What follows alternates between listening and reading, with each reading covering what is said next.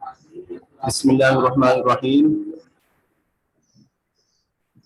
السلام علیکم ورحمۃ اللہ وبرکاتہ۔ ہمارا پہلا چیپٹر مکمل ہو گیا ہے۔ حمد باری تعالیٰ ہم نے پڑھی کاریگری، اس کی ریڈنگ کی، بلند خوانی کی اور خوشخطی بھی لکھی ہوگی آپ نے۔ اس کے جو مشقی سوالات تھے وہ بھی ہم نے حل کر لیے، اور مشقی سوالات کے بعد کچھ عملی کام تھا، ایک دو سوال اس کے تھے۔ امید ہے کہ آپ سب نے وہ تمام کام مکمل کر لیا ہوگا۔ آج کے سبق میں ہم رحمت عالم صلی اللہ علیہ وسلم، آپ کے پاس اگر بک ہے تو صفحہ نمبر 4 صفحہ نمبر 4 پر آپ دیکھیں۔ آپ کی اردو کی بک میں سے صفحہ نمبر 4 پر جو ہمارا نیا چیپٹر شروع ہو رہا ہے وہ ہے رحمت عالم صلی اللہ علیہ وسلم۔ جی بیٹا، آج ہم اس کی ریڈنگ کریں گے۔ شروع میں دیکھیں ہیڈنگ بنی ہوئی ہے، ٹائٹل پیج بنا ہوا ہے رحمت عالم صلی اللہ علیہ وسلم۔ پوری دنیا کے لیے جو رحمت بنا کر بھیجے گئے، جو شفیق اور مہربان ہستی تھی وہ تھی آپ صلی اللہ علیہ وسلم کی ہستی تھی، کہ ہمارے پیارے نبی حضرت محمد مصطفیٰ صلی اللہ علیہ وسلم اللہ تعالیٰ کے آخری نبی ہے۔ آخری نبی یعنی کہ آپ کے بعد کوئی اور نبی نہیں آئے گا۔ اللہ تعالیٰ نے آپ صلی اللہ علیہ وسلم کو سارے جہانوں کے لیے رحمت بنا کر بھیجا۔ ٹھیک ہے بیٹا، جب آپ صلی اللہ علیہ وسلم دنیا میں تشریف لائے تو تمام دنیا ظلمت اور ضلالت، ظلمت یعنی اندھیرا اور ضلالت یعنی کہ گمراہی، تمام دنیا ظلمت اور ضلالت سے بھری ہوئی تھی۔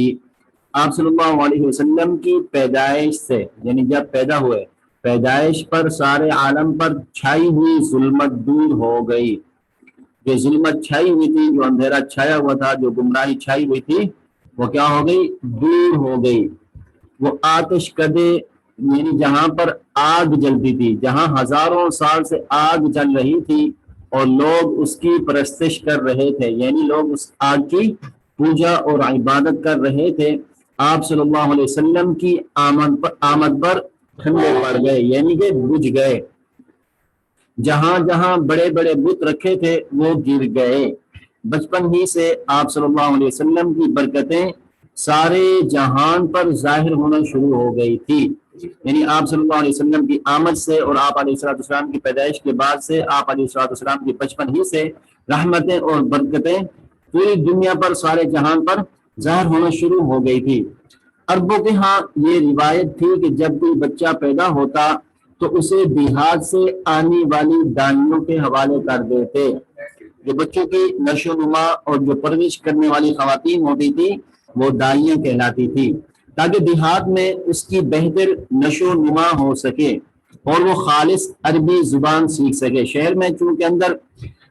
عربی میں کچھ نہ کچھ ملاوٹ تھی اور بچوں کو جو پرورش ہوتی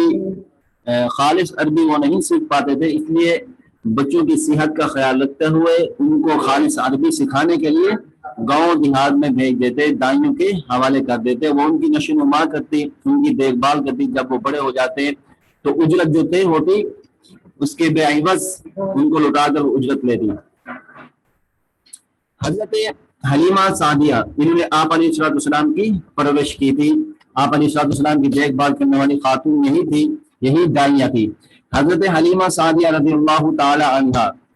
رضی اللہ تعالی عنہ بیٹا اس وقت کہا جاتا ہے، ان خواتین کے متعلق کہا جاتا ہے جنہوں نے ایمان کی حالت میں حضور علیہ السلام کو دیکھا ہو، اسے رضی اللہ تعالی عنہ، اس خاتون کو، اس عورت کو کہا جاتا ہے، اور رضی اللہ تعالی عنہ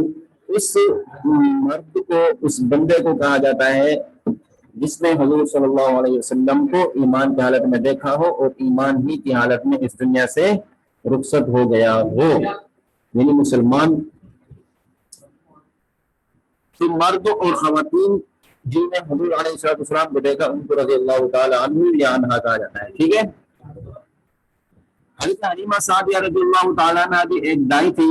جو اپنے شوہر کے ساتھ کوئی بچہ لینے مکہ مکرمہ آئی تھی۔ ان ان کی گدھی یعنی جس پر وہ سوار ہو کر آئی تھی اور اونٹنی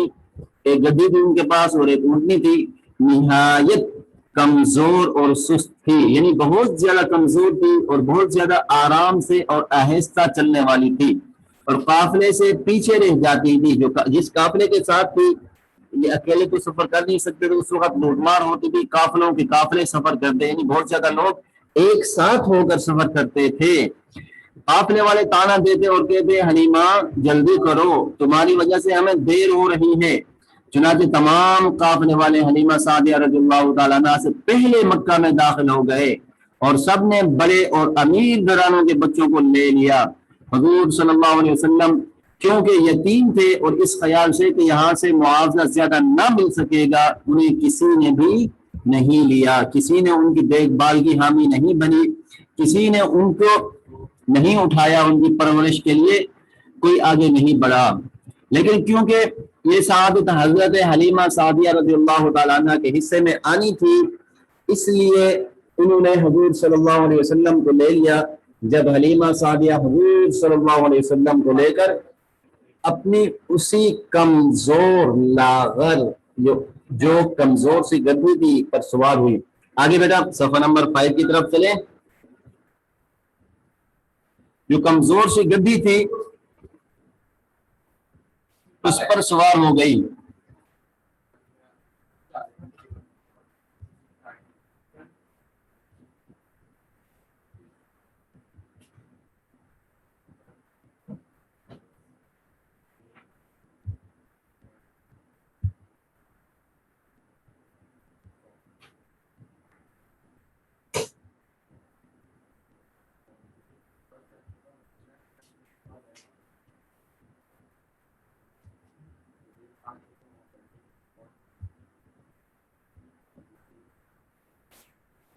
اس پر جو سوار ہوئی تو وہ سب سے تیز چلنے لگی آگے صفحہ نمبر 5 کی طرف 5 کی طرف دیکھیں شروع میں یہاں تک کہ قافلے والوں کو بھی پیچھے چھوڑ دیا قافلے والوں نے حیران ہو کر پوچھا اے حلیمہ کیا یہ وہی گدھی ہے جس پر تم آئی تھی حیرت زدہ ہو کر پوچھ رہی تھی قافلے کو بھی پیچھے چھوڑ دیا اور جس کے لیے ایک قدم اٹھانا بھی مشکل تھا انہوں نے جواب دیا بے شک یہ وہی ہے اللہ تعالی کی قسم اس کا معاملہ بڑا عجیب ہے پھر یہ لوگ اپنی بستی بنو سعد پہنچ گئے جس طرح ایک علاقے کا نام ہوتا ہے مثلا بفرزون ایک علاقہ ہے نارتھ ناظم آباد بھی ایک علاقہ ہے اسی طرح بستیوں کے بھی نام ہوتے تھے ان علاقوں کے بھی نام ہوتے تھے یہ بستی ان دنوں قحط زدہ تھی یعنی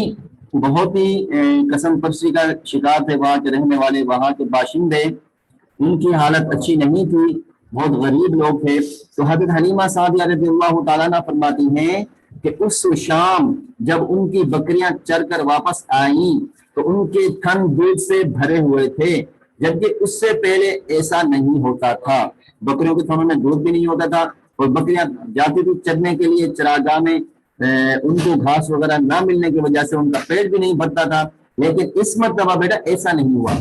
ان میں سے دودھ بہت کم اور بہت مشکل سے نکلتا تھا ہم نے اس دن اپنی بکریوں کا دودھ دہا تو ہمارے سارے گھر کے جتنے بھی برتن تھے سارے کے سارے بھر گئے اور ہم نے جان لیا کہ یہ ساری برکت اس بچے کی وجہ سے وہ بچہ کون تھا حضور صلی اللہ علیہ وسلم آس پاس کی عورتوں میں بھی یہ بات پھیل گئی ان عورتوں کی بکریاں بدستور یعنی پہلے جس طرح کم دودھ دیتی تھی اب بھی اسی طرح کم دودھ دے رہی تھی حضور صلی اللہ علیہ وسلم کا قبیلہ یعنی حضور صلی اللہ علیہ وسلم کا جو خاندان تھا بنو ہاشم قریش میں بہت معزز تھا بہت عزت والا تھا قریش تھا پھر قریش کی کچھ بیٹا شاخیں تھی نیچے کچھ شاخیں ہوتی ہے خاندانوں کی تو آپ صلی اللہ علیہ وسلم قریش کے خاندان میں سے جو شاخ تھی بنو ہاشم اس شاخ سے تعلق رکھنے والے تھے قریش ان کی شروع ہی سے بہت عزت کرتے تھے اور ان کے عقیدت مند تھے 40 سال کی عمر میں جب حضور صلی اللہ علیہ وسلم نے لوگوں کو بتایا کہ وہ اللہ تعالیٰ کے رسول ہیں جب حضور صلی اللہ علیہ وسلم کو اللہ رب العزت نے حکم دیا کہ اس چیز کا اعلان کریں اور انہیں اللہ تعالیٰ کی عبادت کی طرف اور اللہ تعالیٰ ہی کی بندگی کی طرف متوجہ کیا تو مشرکین مکہ نے حضور صلی اللہ علیہ وسلم سے طرح طرح کی بیتک کی فرمائشیں کی یعنی عجیب و غریب باتیں کرنے لگے اور عجیب و غریب فرمائشیں کرنے لگے کبھی وہ کہتے پہاڑ کو سونے کا بنا کر دکھا دیں، کبھی کہتے سیڑھی کے ذریعے آسمان پر چڑھ کر دکھائیں اور فرشتوں کے ساتھ واپس آئیں۔ ان کی تمام باتوں کے جواب میں اللہ تعالیٰ نے حضرت جبرائیل علیہ السلام کو آپ کی خدمت میں بھیجا اور انہوں نے کہا اے محمد صلی اللہ علیہ وسلم، اللہ تعالیٰ فرماتے ہیں کہ اگر آپ چاہیں تو صفا پہاڑ کو، ایک پہاڑ تھا جس کا نام بیٹا صفا تھا، اس کو اگر آپ کا حکم ہو، اگر آپ کہیں تو اس کو سونے کا بنا دیا جائے۔ اسی طرح ان کے جو مطالبات ہیں، جو وہ کہہ رہے ہیں، جس چیز کا کرنے کے متعلق حضور صلی اللہ علیہ وسلم سے مطالبہ کیا جا رہا ہے، آپ صلی اللہ علیہ وسلم کو فرشتہ یعنی کہ کون سا فرشتہ؟ جبرائیل امین یہ کہہ رہے ہیں کہ اگر آپ کہیں تو اس کو پورا کر دیا جائے۔ لیکن اس کے بعد بھی اگر یہ لوگ ایمان لائے تو پھر پچھلی قوموں کی طرح ایمان اگر نہ لائے تو پہلے جس طرح قوموں کو ہلاک کیا جاتا، پہلے والی قوموں کو جس طرح عذاب دیا جاتا، اگر یہ ایمان نہیں لائیں گے تو ان پر عذاب نازل ہوگا۔ تو طائف میں ایک قبیلہ تھا بیٹا ثقیف، وہ طائف کے اندر ایک علاقہ تھا طائف کا، وہاں پر ایک قبیلہ آباد تھا جس کو ثقیف کے نام سے یاد کیا جاتا تھا۔ حضور صلی اللہ علیہ وسلم اس قبیلے کے پاس گئے، ان کو دعوت اسلام دینے کے لیے، ان کو اللہ رب العزت کی بندگی کی طرف اور اللہ رب العزت کی وحدانیت کی طرف بلانے کے لیے گئے، اس امید پر کہ یہ شریف لوگ ہیں، یہ مہمان نواز لوگ ہیں، یہ عزت دار لوگ ہیں اور شاید یہ لوگ اسلام قبول کر لیں۔ شوال کی تاریخ تھی یہی، اور انہیں اسلام کی دعوت دی، لیکن انہوں نے بجائے آپ صلی اللہ علیہ وسلم کی دعوت قبول کرنے کے آپ صلی اللہ علیہ وسلم کا مذاق اڑایا۔ بیٹا یہ دو صفحے ہیں ہمارے پاس، صفحہ نمبر 4 اور صفحہ نمبر 5 4 5، ان دو صفحوں کی ہم نے ریڈنگ کرنی ہے، ٹھیک ہے؟ اس کے ساتھ ساتھ ہم نے جب ریڈنگ کر لیں، بلند خوانی کر لیں، گھر کے اندر کم از کم 3 مرتبہ آپ نے اس کی ریڈنگ کرنی ہے، بلند خوانی کرنی ہے۔ اس کے بعد آپ نے اپنی اردو کی کاپی میں،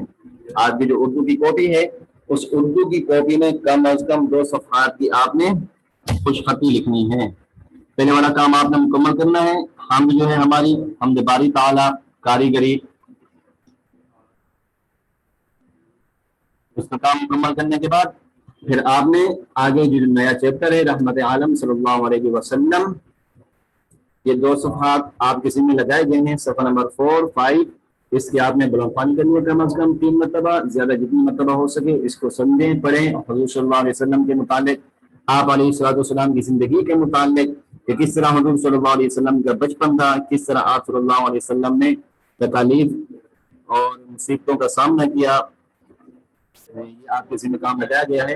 جب آپ ان 2 صفحوں کی ریڈنگ کر لیں گے تو اپنی کاپی میں کم از کم اپنی کاپی کے 2 صفحات آپ خوش خطی لکھیں گے۔ سب سے پہلے آپ رحمت عالم صلی اللہ علیہ وسلم اس کا ٹائٹل پیج بنائیں گے، ٹھیک ہے بیٹا؟ بس یہ مختصر سا کام ہے جو آپ نے کرنا ہے۔ انشاءاللہ اگلے کل ملیں گے، اپنا خیال رکھیے گا۔ السلام علیکم ورحمۃ اللہ۔